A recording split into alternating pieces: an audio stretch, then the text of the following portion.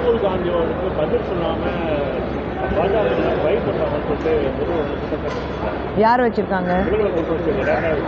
இல்லையே, அதுதான் அவங்க குற்றச்சாட்டு வச்சாங்கன்னா, ராகுல் காந்தி அவர்கள் கொஞ்சம் உருப்படியான விஷயங்கள் டைம் வேஸ்ட் பண்ணாமல் பாராளுமன்றம் சும்மா பேசணுங்கிறதுக்காக இருக்கக்கூடாது, முக்கியமான விஷயங்கள் பேசுகிறதுக்கு இருக்கணும்.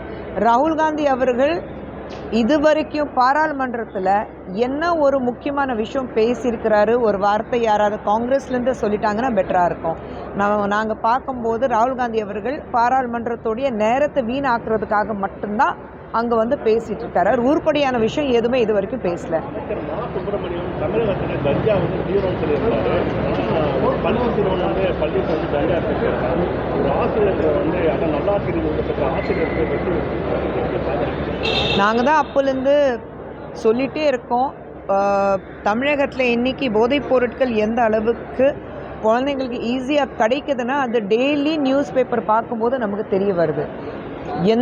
எத்தனை குழந்தைகள் பள்ளிக்கூடத்தில் படிக்கிற பசங்க இருக்கட்டும், கல்லூரியில் படிக்கிற பசங்க இருக்கட்டும், போதைப் பொருட்களும் மட்டுமல்ல, டாஸ்மாக் வீட்டு பக்கத்துலேயும் சரி, ஒரு ஃபேமிலி குடியிருக்கிற இடங்கள் இருந்தாலும் சரி, ரெசிடென்ஷியல் ஏரியாஸ் இல்லை காலேஜஸ், யூனிவர்சிட்டிஸ், ஸ்கூல்ஸ், அது எல்லாம் தெருக்கு தெரு டாஸ்மாக் திறந்து வச்சுட்டு இன்றைக்கி தமிழகம் முழுவதும் நீங்கள் எங்களுக்கு அவ்வளோ காசு வருதுன்னா அதுக்கு ஒரே காரணம் டாஸ்மாக் மட்டும்தான்.